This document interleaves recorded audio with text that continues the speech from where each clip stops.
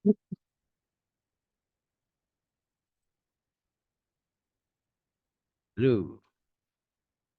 selamat malam.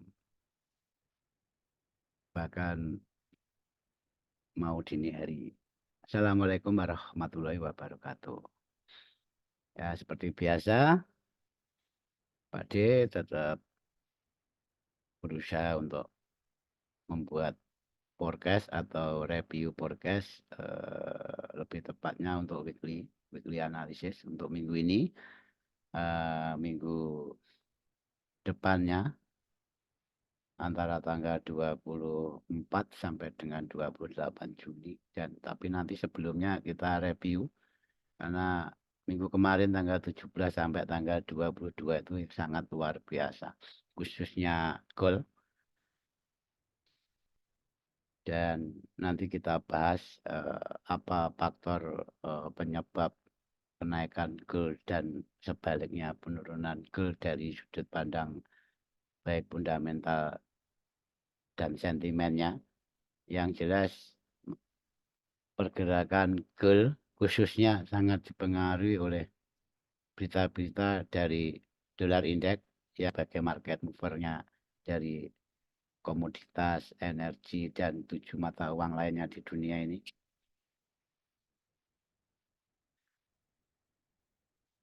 Kita mulai dari market untuk minggu kemarin di mana setelah mengalami kenaikan yang luar biasa ya ini. Jadi untuk minggu kemarin itu mulai dari Senin ini ya tanggal 17 sampai tanggal 21 dengan adanya data-data yang negatif dolar. Jadi data-data negatif dolar yang menyebabkan gold itu naik. Dan di situ pada akhir pekan Jumatnya yang sangat kontradiktif,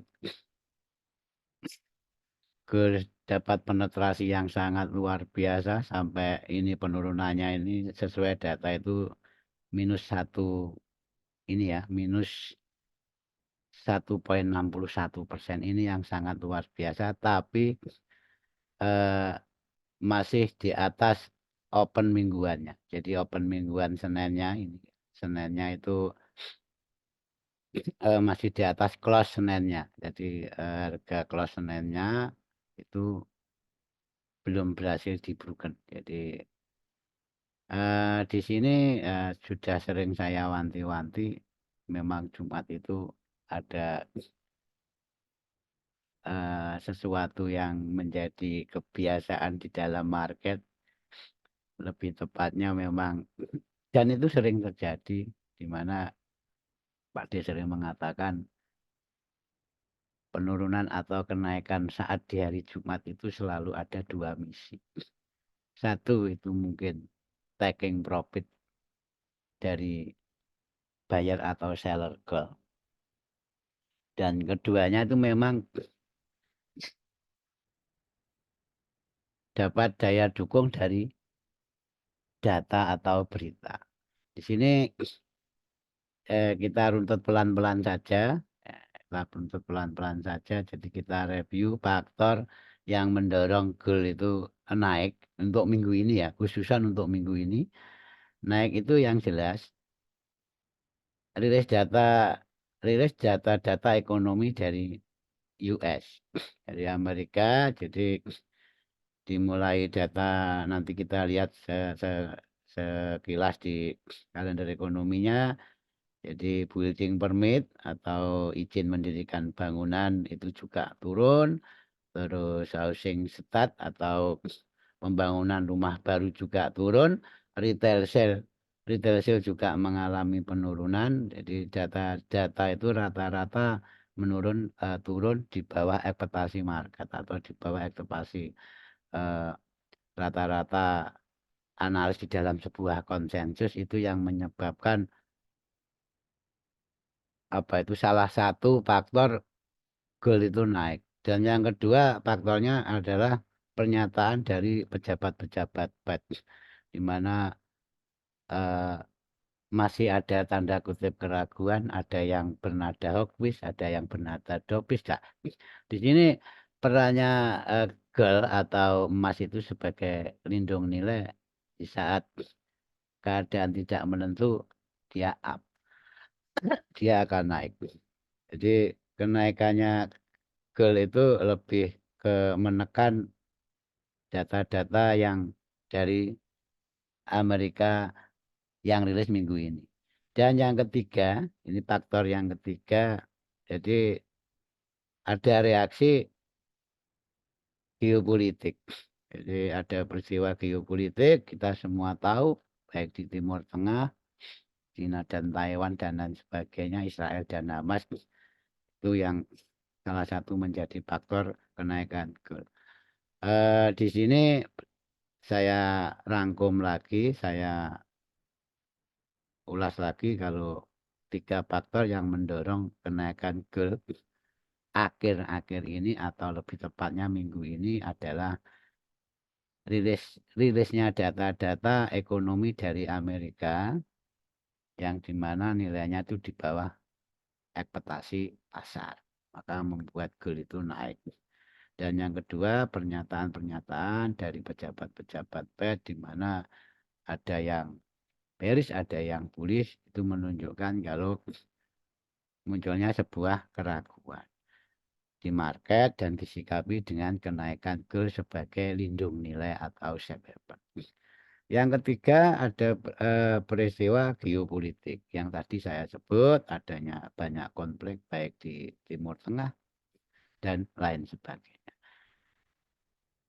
Dan di situ ya karena di market itu identik dengan up dan down, tadi itu sudah dari faktor yang membuat gold itu minggu ini naik dan sekarang faktor kebalikannya yang menyebabkan faktor yang menyebabkan gold itu turun, bahkan turunnya sampai minus 1,61%.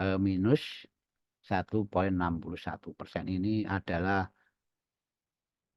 sebuah penurunan yang luar biasa. Tapi kalau menurut data sentimen khususnya, bahkan real di chartnya penurunannya pun itu sebenarnya belum membalikkan arahnya sebuah trend. Itu beda, nanti kita tunjukkan. Eh, Faktor yang menyebabkan turunnya gold sampai minus 1,61% kemarin itu rilis data pada akhir pekan, yaitu S&P manufaktur apa itu global manufacturing dan services tentunya, di mana PMI-nya itu nilai ambangnya kan 50. Jadi data ekonomi untuk PMI itu 50, di atas 50 itu menunjukkan baik dan di sebaliknya di bawah 50 itu menunjukkan kalau pertumbuhan ekonomi Amerika itu turun dan di sini rilisnya di atas 50 semua. Di situ menyatakan kalau pertumbuhan ekonomi Amerika itu masih kuat. PMI sendiri, PMI yang tinggi, PMI yang tinggi itu menunjukkan kemungkinan inflasi akan tetap tinggi. Maka di situ disikapi oleh pelaku market, di mana kalau eh, inflasi masih tinggi, apalagi didukung data-data juga PMI-nya juga di atas 50 bahkan di atas ekspektasi, dan itu kemungkinan The Fed itu akan menahan suku bunga lebih lama dan atau tidak jadi 3 kali rate yang menjadi proyeksi pada Maret kemarin, bahkan Mei ada perubahan dot plot, akan ada pemangkasan suku bunga dari Fed itu antara 2 bahkan 1. Nah, di sini yang membuat apa itu dolar menguat, DXY menguat dan gold itu turun. Itu ya, kira-kira seperti itu. Dan mengacu pada ini sebentar nanti saya tak kasih sesuatu yang baru yang mungkin belum saya bahas di sini. Eh Nanti setelah ini secara teknikalnya, sekarang ingat gold itu adalah lindung nilai dan tadi ada faktor yang menyebabkan kenaikan gold dan kedua ada faktor yang menyebabkan penurunan gold. Tapi di sisi lain gold itu beda kawan-kawan. Jadi gold ini beda. Jadi meskipun dibebani eh, sebuah proyeksi data pertumbuhan dari Amerika itu baik atau tinggi dan inflasi itu potensi juga masih tinggi, itu secara konteksnya eh, akan membuat gold itu turun. Tapi di sini ada faktor lain yang menyebabkan harga gold itu mendapat dukungan. Jadi gold itu selalu mendapat dukungan dari faktor ketiganya. Apa itu faktor ketiga? Di sini dari sebuah lembaga. Jadi lembaga itu nanti saya buka webnya. Jadi web Gold Council atau Dewan Emas Dunia. Jadi Dewan Emas Dunia, di mana di situ dalam sebuah surveinya semua kebanyakan audien itu masih 81% memprediksi kalau bank-bank sentral masih akan melakukan aksi beli emas di tahun 2024 ini. Ini adalah sebagai tanda kutip di mana untuk menekan apa? Jadi pembelian emas dari bank-bank sentral khususnya Bank Sentral Asia itu sebenarnya tujuannya untuk terhadap penguatan dolar. Jadi dengan alasan pembelian emas itu sebagai lindung nilai terhadap penguatan dolar. Jadi dolar dalam sebuah arti dolar nanti menguat, gold kalau memang aksi beli dari bank-bank sentral itu masih dilakukan, di situ nanti yang sudah sering saya bahas bahkan pernah terjadi, itu nanti dolar indeksnya naik dan goldnya juga naik. Karena ada faktor tadi bahkan berdasarkan lembaga Dewan Emas Dunia juga 81% surveinya mengatakan itu. Nanti kita lihat sama-sama webnya yang Dewan Emas Dunia itu. Eh, dan nanti perlu saya sampaikan di saat tadi ya ada penguatan dari dolar, aksi pembelian emas oleh bank sentral itu sebenarnya sebagai lindung nilai terhadap penguatan dolar tersebut. Maka di saat dolar itu naik dalam arti penguatan dengan pengurangan dot plot dan proyeksi 3 kali pemotongan suku bunga hanya akan menjadi 2 bahkan 1 di tahun 2024, nanti yang akan mendapat efek itu mata uang Asia atau dan komoditas. Jadi di sini mungkin nanti JPY, AUD dan NZD, di mana AUD dan NZD itu kita semua tahu kalau keduanya itu mata uang komoditi. Dan salah satunya lagi yang perlu adalah Kanada. Jadi nanti yang benar-benar akan berefek secara langsung yaitu Audi, NZD, dan Kanada. Itu eh, kesimpulannya nanti kalau memang dolar masih dalam penguatan, tapi di satu sisi bank sentral khususnya Asia masih ada aksi beli emas, dolar menguat, gold menguat, dan mata uang komoditas dan energi, AUD, NZD, dan Kanada itu akan dapat efek pelemahan dari penguatan dolar tersebut. Oke, itu ya kira-kira awalnya dari Pak D. Sekarang coba apa yang terjadi di market? Eh, Perlukah kita mengidentifikasi apakah sebuah penurunan di akhir pekan itu selalu identik dengan taking profit? Sebenarnya juga tidak, tapi rata-rata itu. Bahkan bedanya sebuah taking profit dari pelaku investor gold khususnya, baik buyer atau seller, itu akan sangat dapat traksi lebih di saat didukung sebuah berita. Ini coba ya, kita mulai dari akhir bulan saja. Di sini ini sudah saya kasih tanda yang vertikal ini Jumat, ini malam Jumat ya, Kamis malam Jumat, Kamis malam Jumat. Coba kita runtut dari Jumat terakhir kemarin. Ini kita lihat kalender ekonominya Jumat terakhir kemarin. Yes. Nah, runtut dari tanggal 20. Ini tanggal berapa ini ya? Tanggal 20 ya. Dapat dengan tanggal 20. Nanti di sini kita akan mempredikatkan apakah itu sebuah murni taking profit atau memang diantar sebuah harga.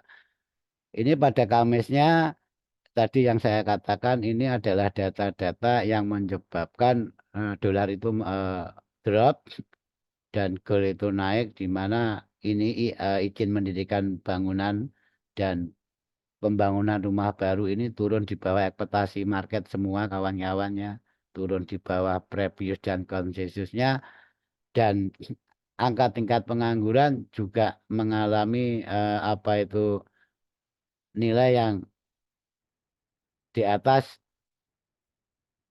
ekspektasi market. Jadi di sini memang ada data revisi di mana konsensus di sini datanya 2035K dan rilisnya 2038. Ini menyebabkan kalau tingkat pengangguran itu masih tinggi, maka di sini di dalam sebuah chart membuat dolar itu drop dan gold itu naik di hari Kamis.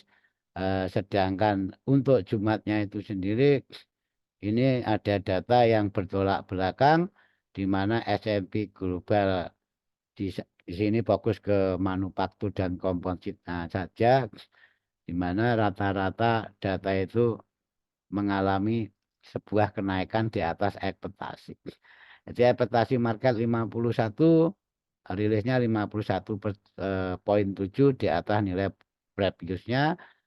Yang services, yang jasa ada kenaikan bahkan di atas previous dan konsensusnya. Maka di sini di dalam chat ini jelas kawan-kawan ya.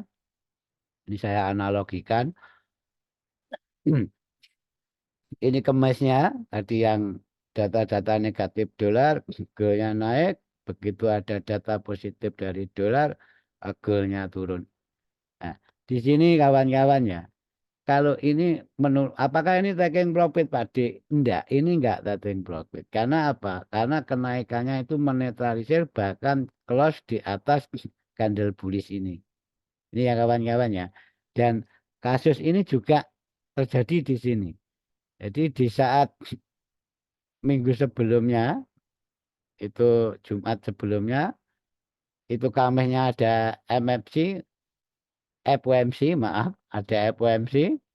Di situ dengan pernyataannya membuat gold itu turun, otomatis kalau gold turun itu berarti FOMC-nya kan positif dolar kan itu. Eh di mana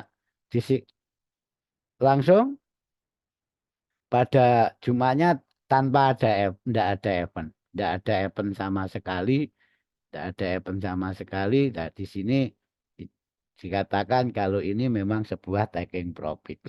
Terus untuk Jumat tanggal 7-nya ya, 7-nya Juni, Jumat pertama di sini ada NFP kawan-kawan, kita semua tahu kemarin NFP itu rilisnya di atas ekspektasi, membuat dolar itu sangat bullish, di mana di sini Jumatnya NFP akan sangat drop dan ini bukan taking profit. Paham ya? Di sini bukan taking profit. Maka semua kita tahu, maka hati-hati kalau trading di hari Jumat. Jadi di satu sisi, di saat akhir pekan market itu berbalik itu ada dua alasan. Satu, baik alasannya itu taking profit dan atau didukung oleh berita. Contoh didukung oleh berita itu apa Pak D? Ya yang kemarin Jumat yang 2 Jumat sebelumnya didukung NFP. ya kan?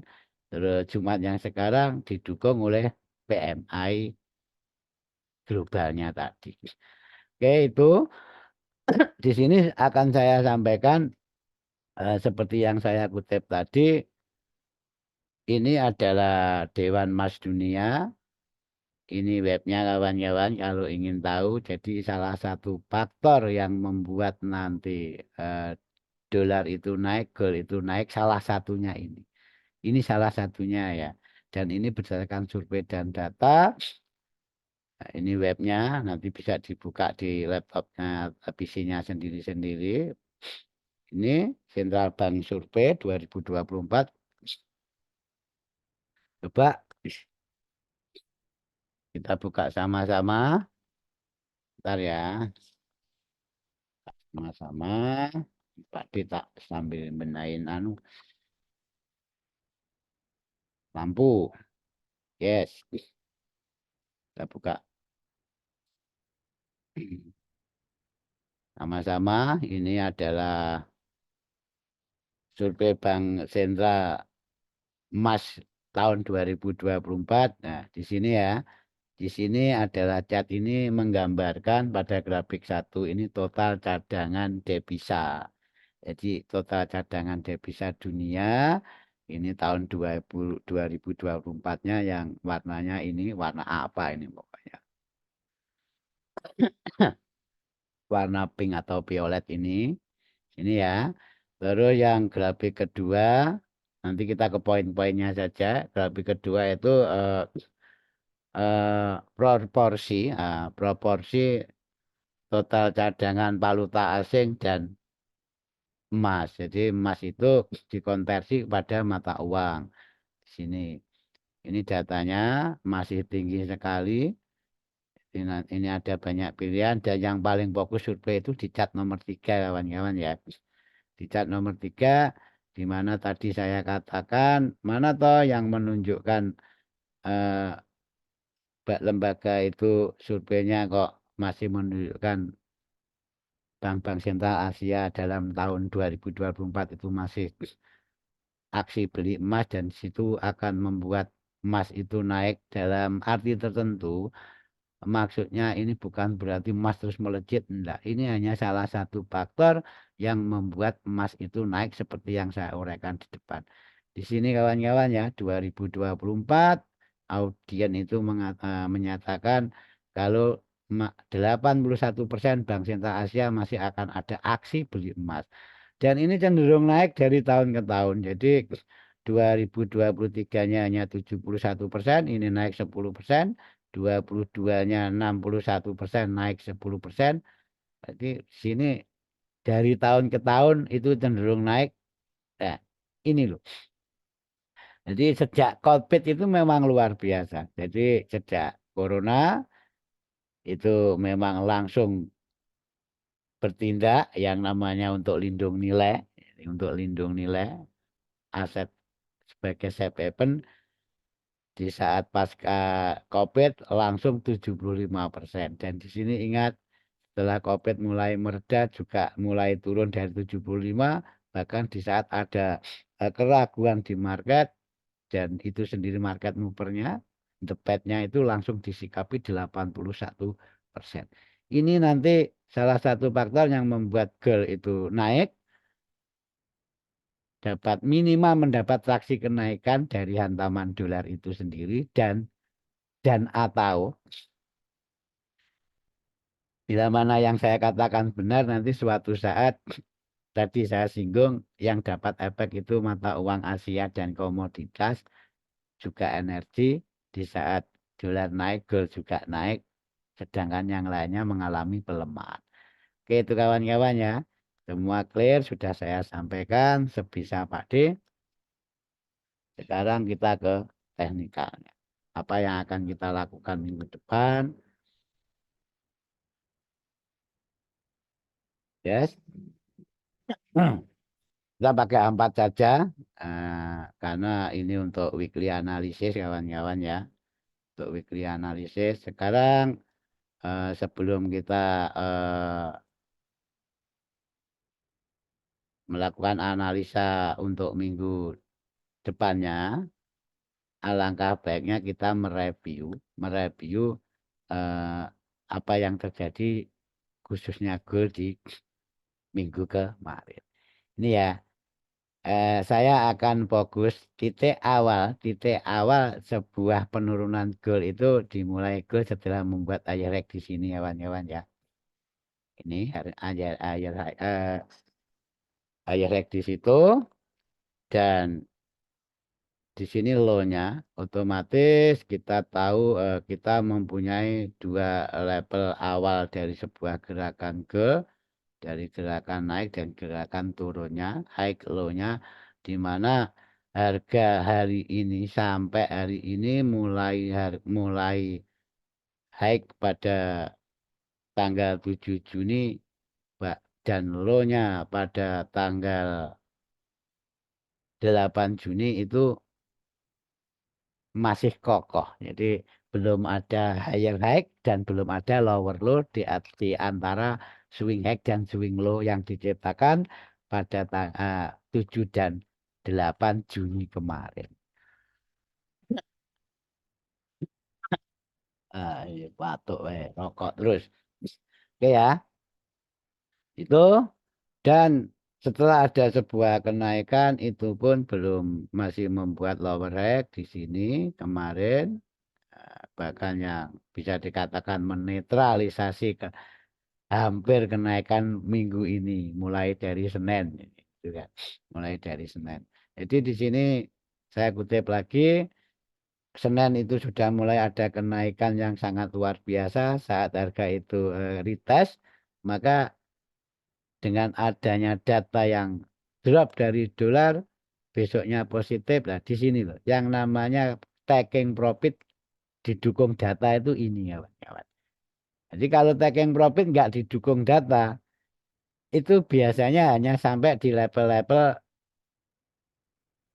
support resistennya atau level-level key-nya tertentu di dalam swing terakhirnya. Jadi kalau sudah drop di bawah level korektif, itu yang namanya taking profit yang didukung oleh sebuah data.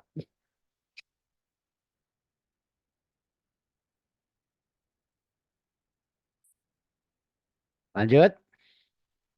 Eh, Kita coba asumsikan saja kalau kita runtut dari sini ya, kalau kita runtut dari sini, harga itu membuat higher high setelah membuat lower low dari low sebelumnya di sini, bahkan ini kayak sebuah sudah fake menjadi drop base drop yang dimatikan, rally base rally dimatikan drop base drop. Di saat harga melakukan sebuah kenaikan, ini kenaikannya jelas koreksi ya dari segi high dan low di sini kenaikannya dari segi koreksi kalau boleh saya gambarkan ini high ini low-nya naiknya korektif ini impulnya naiknya korektif ya kan dan ini impulnya lagi membuat lower low itu saya gambarkan dulu secara sederhana saja. Sekarang kita review historinya di saat ada high dan low apakah higher high yang ini itu ada di level korektif secara Fibo Pak D. Secara Fibo kita ukur di sini high dan low-nya oke. Ini naiknya di level 60, 50. Maaf di level 50% Fibo. Dan di sini masih dikatakan sebuah koreksi normal di mana setelah harga itu retest di level 50% Fibo dan turunnya membuat lower low. Di sini otomatis kita mempunyai gambaran karena market sudah membuat nomor low berarti naiknya ini koreksi dong kan gitu kan secara teknikal analisis loh kawan-kawan ya jadi naiknya koreksi dong kan gitu terus kita lakukan hal-hal yang sama yang dilakukan dari swing sebelumnya Pak di sini kalau ini memang high dan low apalagi low-nya itu sudah lower low dari previous low sebelumnya oke. Di sini kita tahu kalau memang seperti karakter swing sebelumnya, level koreksinya kan di sini, ya kan? anggap saja ini belum terjadi. Kita lakukan ini karena melihat dari swing high dan swing low ini ya kawan-kawan ya. Oke, di situ. Ini level 61%, level 50%-nya di bawah ini level 50%-nya. Ini enggak usah kita tandai ya. Level 50%. Dan sudah saya katakan, maaf ini abaikan dulu yang lain. Kita fokus ke 3 dot ini dan pibonya saja. Level-level fundamental dan sentimen abaikan, nanti saya jelaskan.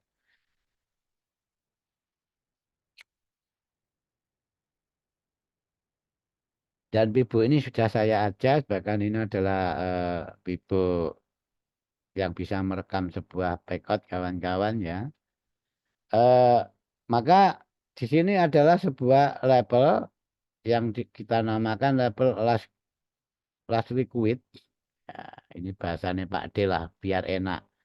Last liquid dan atau kan gitu ya. Dan atau apa itu misalkan. Supply atau demand terakhir ya. Kalau di atas kan supply gitu. Ini adalah level last likuiditas, bahasanya Pak D itu. Maka apa level last likuiditas itu sebagai level apa Pak D? Ya mungkin kalau secara PA itu saya identifikasikan itu adalah sebuah ruang pekot. Jadi RPRFO ya. Jadi di sini sebagai ruang pekot. Maka yang namanya ya mungkin di luar sana ada yang mengatakan sebuah pembantaian atau manipulasi karena di kirinya mungkin sudah ada MPL dan lain sebagainya.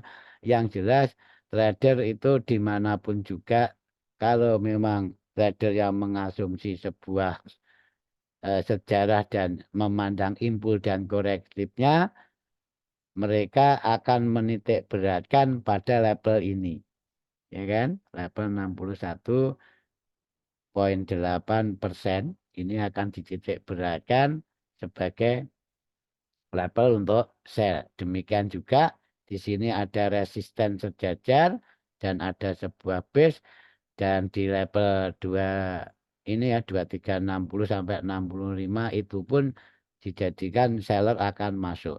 Tapi secara Bibo saat harga itu belum break atau close di atas level last likuiditas tadi, khususan yang level 786 ini ya, khususan ini 786%,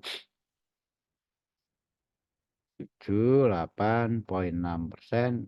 Di situ kalau menurut saya market itu masih normal, hanya saja memakai drama backout. Jadi mungkin kalau kita usah diturunkan TF, jadi ada yang sell di sini, melihat ada apa di sini, apa ada hidden base. Nyatanya yang 50 itu juga direspon, yang 60 lah. Di sini SL-nya dibabat dulu baru drop, bahkan yang di decision point yang secantik ini pun ini hampat kawan-kawan. Jadi SL-nya nggak akan mungkin lah kalau orang-orang yang nggak swinger menaruh SL. Kalau swinger jelas SL-nya di atas previous high sebelumnya. Kan gitu. Bahkan di sini sering saya wanti-wanti level-level last likuiditas adalah ruang backout sebuah market. Dan di sini terbukti si seller di sini pun SL-nya kena dulu baru drop.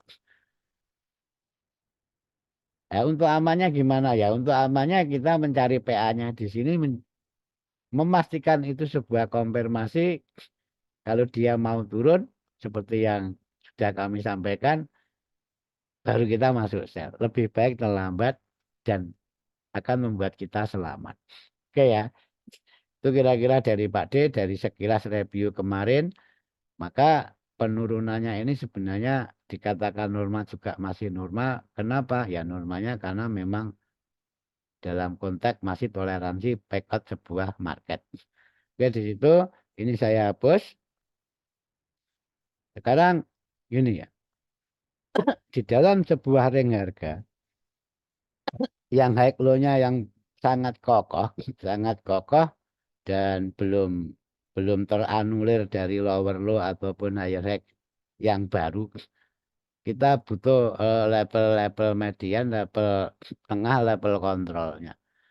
Jadi level kontrol itu gunanya apa? Ya gunanya untuk memitigasi atau memastikan kalau price itu masih di atas level kontrol, berarti masih ada potensi bullish. Sebaliknya kalau sudah di bawah level kontrol, ada potensi akan bearish dalam skala high low ini. Ini kita akan gunakan di sini. Kita awal dari sebuah kenaikan dan awal dari sebuah penurunan, khususnya swing high dan low terakhir ini ya. Ini low-nya, awal kenaikan dimulai ke sini, low ini, dan akhir sebuah kenaikan dan terbentuknya sebuah pembalikan itu di sini. Oke. Di sini yang horizontal line merah ini adalah sebuah point of control. Nah, ini point of control. Nah, sini mungkin saya tandai levelnya di sekitaran sini, tak persisikan dulu 2014. Jadi 2014 ini adalah point of control. Oke, mana selama harga itu masih di atas point of control itu, di situ dinyatakan kalau memang momen bullishnya masih ada. Maka kalau pastikan kalau memang mau memasgel itu akan turun, harus lepas dari level level FOC, POC itu point of control. Ini oke, di situ sudah. Ini level ini mungkin tak hapus dulu, level-level itu tak hapus. Sekarang tadi yang high lower low sama high yang ini yang tidak berhasil membuat high baru dari kontak previous leg sebelumnya, kita dari level-level yang memang layak kita monitor. Tadi sekarang tarian dari ke sono, sekarang dari awal sebuah kenaikannya ke penurunannya. Jadi tadi dari turun ke naiknya, dari awal kenaikan sampai ke turunnya, penurunannya, di mana sampai hari ini masih kokoh bertengger sebagai apa? Sebagai level-level, dalam arti masih kokoh, belum ada higher high atau higher low, di mana POC-nya masih di sini.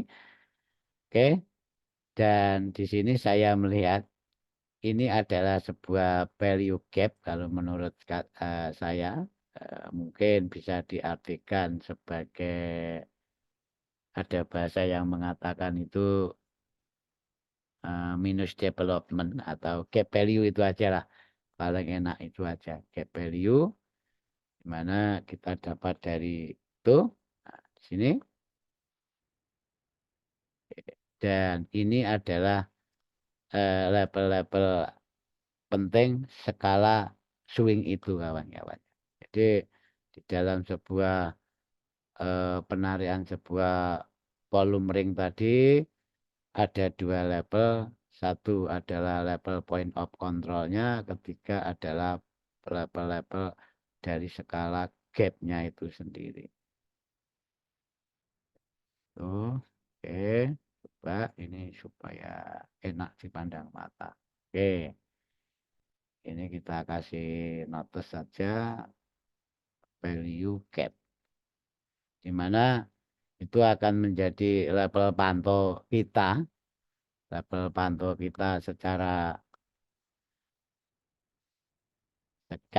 ring harga itu dari high dan low, dan di mana sebelumnya saya akan mencari daya dukung si value gap ini.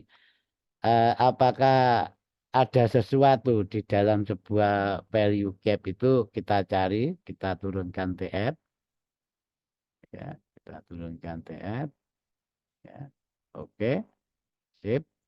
Ini masih dalam kotak value gap, yes, oke. Ini ada gap yang juga ada gap yang mungkin ada yang teknik di luar sana itu ada istilah lain yang kita enggak nggak begitu mempelajari itu.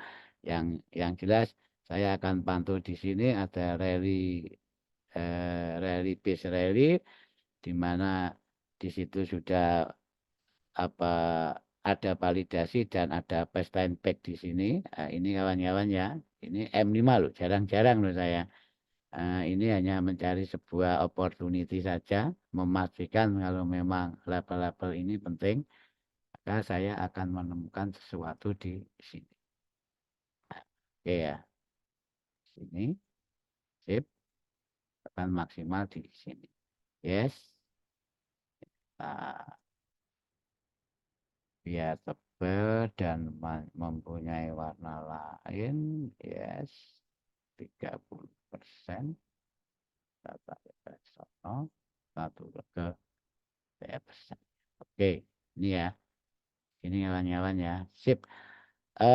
Secara tidak langsung kita mempunyai sebuah decision point di sini di antara ruang gap yang besar itu. Jadi kita cari lagi daya dukung kirinya. Daya dukung kirinya apakah gap ini didukung oleh support asisten kirinya? Oke, di sini jelas sangat kentara sekali. Oke, itu kita dapat. Yes, kita kembalikan ke candle.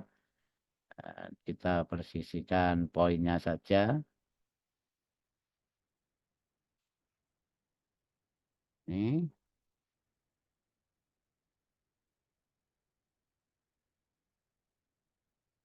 oke.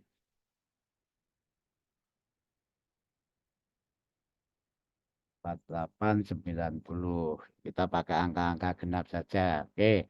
Dan di situ plek-plek di level ini.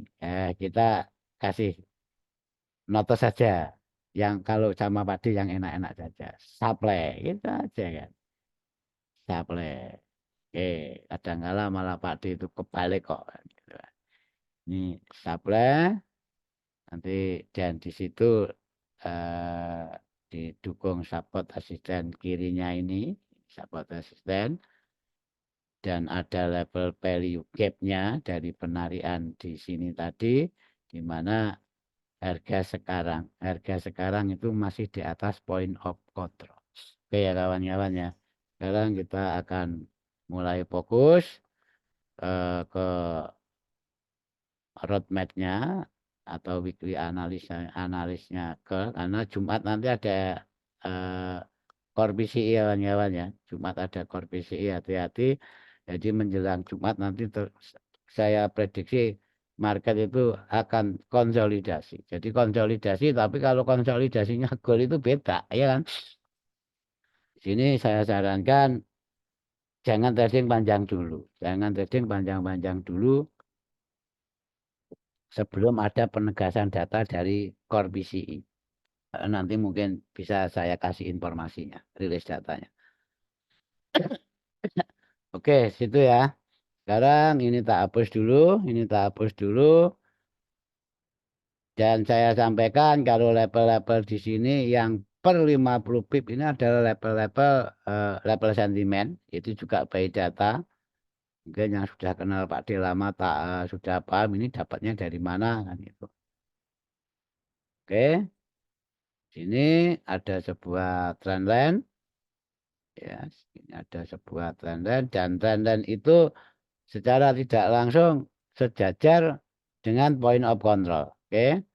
Dan lain ada sejajar dengan point of control dan sejajar juga dengan level pivot mingguan kemarin. Jadi close kemarin itu harga itu di satu sisi itu masih di atas point of control, tapi di sisi lain harga itu sedang melakukan konsolidasi di level fundamental yang notabene adalah sebuah level pivot mingguan minggu kemarin. Seperti yang awal langkah pertama, saya tetap akan memantau dua level ini. Satu level fundamental IDC ini ya kawan-kawan sama level point of control. Jadi saya proyeksikan dulu market kalau naik itu mau kemana, kalau turun mau kemana dulu. Secara garis besarnya dulu saja. Jadi di sini kita fokus ke level fundamental. Saat nanti market gold itu naik akan ke level ini, kawan-kawan ya. Ke level gap itu sendiri, value gap, di mana ada support resistance dan ada supply di situ sebagai decision point-nya. Dan kalau dia turun akan ke level fundamental bawah. Ini ya, dia turun akan ke level fundamental bawah. Sini. Oke, sip. Ini geser sini aja ya. Oke, tuh. Dan bila mana nanti ini ya, level supply ini memang nanti masih dibuktikan tidak menutup kemungkinan harga itu ke level fundamental atas. Yes, ke level fundamental atas. Ini. Dan juga sebaliknya bila mana level fundamental bawah ini dibuktikan akan ke level sentimen, data sentimen bawah. Itu untuk garis besarnya. Dan ingat, sejarah di sini apakah mungkin terulang? Bisa juga terjadi dan tidak ada yang tahu.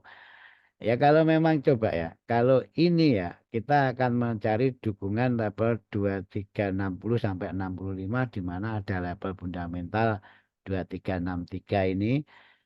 Misalkan memang nanti itu impul dan akan terus turun walaupun masih di atas POC, kita coba tarik pibu.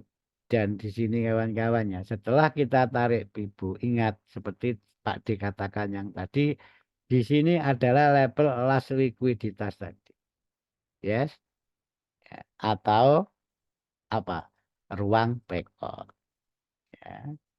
Last likuiditas atau ruang backout. Di mana di situ kalau memang gold itu mau mengulangi sejarahnya kemarin, dan di situ ruang peggotnya itu. Jadi,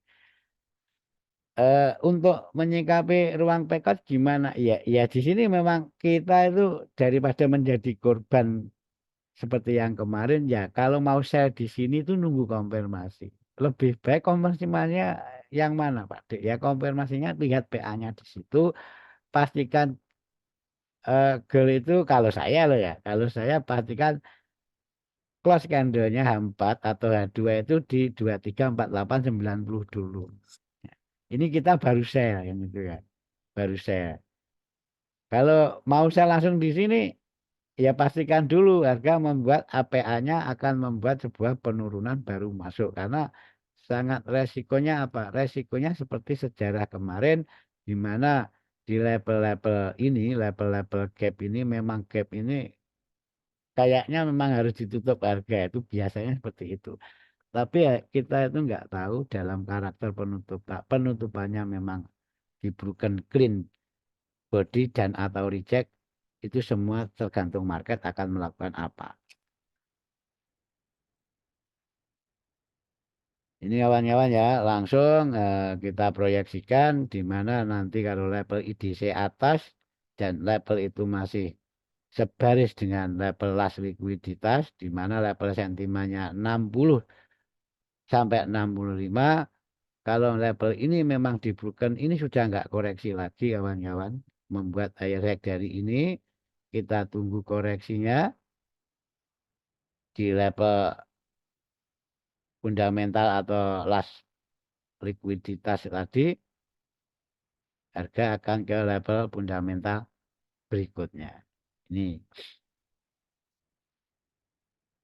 Itu nanti kalau ingin jelasnya memang ini ada penekanan kata-kata itu beda sama hanya yang melihat sepihak dari panahnya.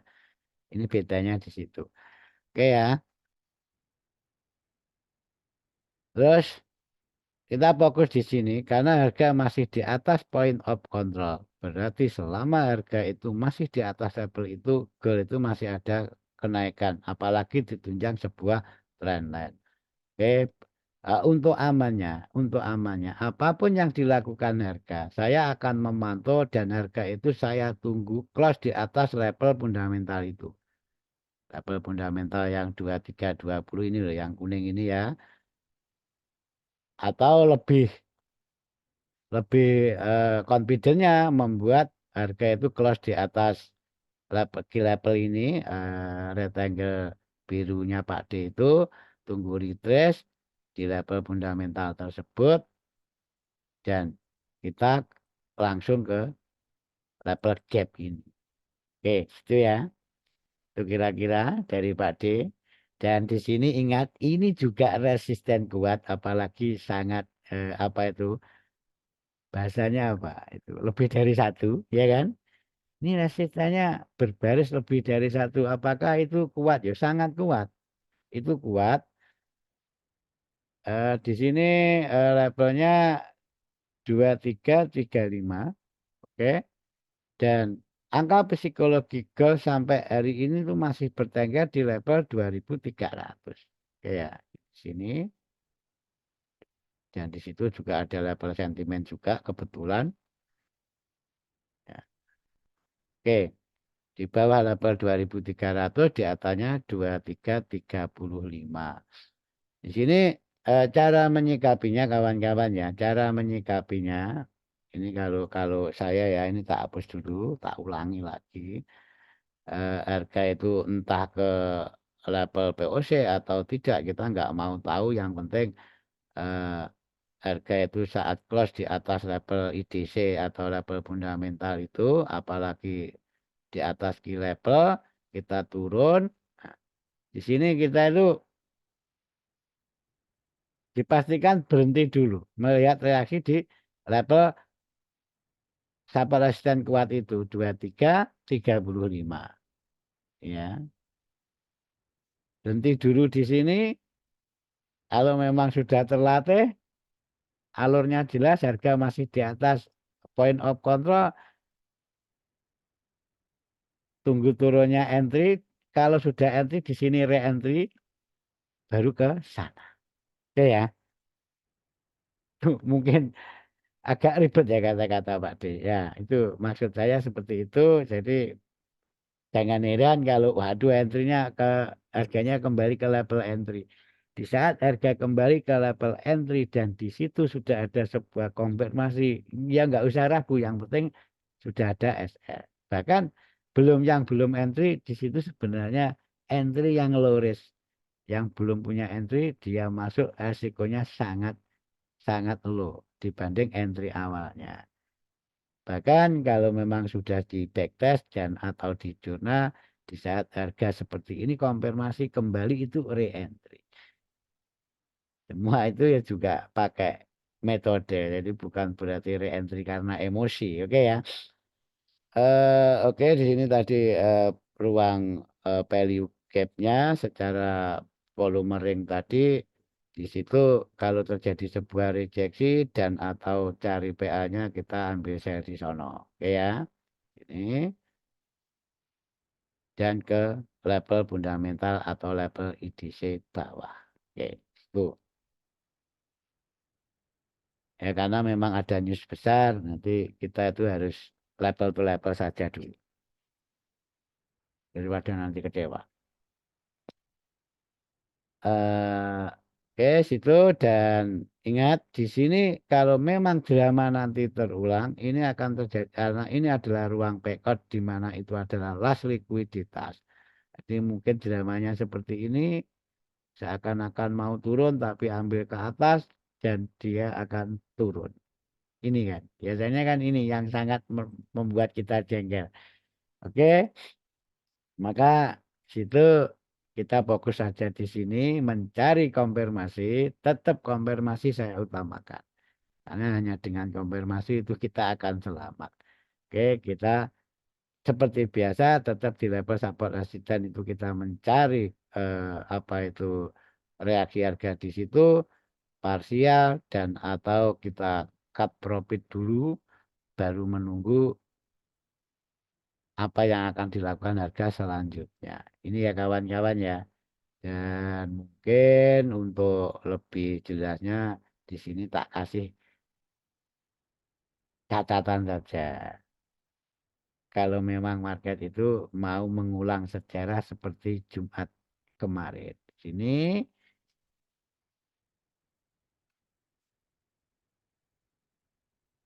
potensi back out. Oke.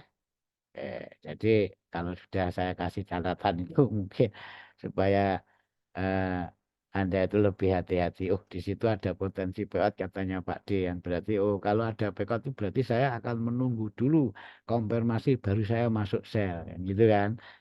Tuh, lanjut di situ opsi yang atas dan sekarang kita ngomong opsi yang di bawah. Point of control tadi semua itu level di atas point of control. Jadi di antara level point of control dan level psikologi ke 2300 saya nggak akan melakukan sell karena itu sangat beresiko. Karena apa? Resikonya apa Pak D? Ya karena antara break dan fase break itu tahunya kalau saat tutupan market dan atau HTF lah minimal. Maka di situ di sini ruang-ruang ini nggak akan saya manfaatkan. Saya hanya akan manfaatkan di saat harga itu memang betul-betul di atas point of control. Kalau harga memang nanti masih break level psikologi, saya itu malah akan sell. Ya, ini malah akan sell dengan target level fundamental bawah ini. Bahkan kalau dia masih akan turun, akan target ke level sentimen bawah. Itu kira-kira. Dan lanjut, saya akan melakukan B di sini. Kalau sell di 210, 23, 10, 15, enggak, itu sangat beresiko. Tapi bila mana nanti harga sudah mulai break level 2300, sebelum dia turun, jelas market itu rata-rata melakukan koreksi. Di sini saya akan gunakan level 2310 sampai 2315 akan menjadi level sell. Karena apa? Di saat harga sudah sampai di 2300 apalagi membuat overload dan clean break di situ, harga sudah back di bawah level of control. Jadi level of control ini belum berubah saat harga belum membuat overload. Bisa buat kita jual. Berarti sudah tidak ada opsi B lagi. Maka sudah tidak ada opsi B lagi kecuali kalau harga itu sudah break di level 2300. Berarti misalkan B juga baik koreksi. Jadi di sini saya wanti-wanti ya kawan-kawannya. Misalkan harga di sini kalau ambil koreksinya malah di sini ambil koreksi sampai sini level base point of control harga itu seperti ini. Koreksi lagi ke target final. Ini mungkin tak kasih poin yang putus-putus. Yes, itu. Maka ini karena untuk weekly analysis, jadi kalau memang berkenan sambil kita sharing dan untuk belajar sama-sama dari penarikan volume ringnya tadi, nanti bisa diulang-ulang bahkan dari segi pengambilan sebuah entry-nya juga mohon diputar ulang jadi biar nggak gagal paham. Jadi nggak melihat outlook-nya Pak D hanya sebatas dari sisi panahnya saja. Oke, itu dari Pak D. Semoga bermanfaat. Jumpa lagi di video yang lain dengan file lain khususnya untuk minggu ini. Salam untuk keluarga. Wassalamualaikum warahmatullahi wabarakatuh.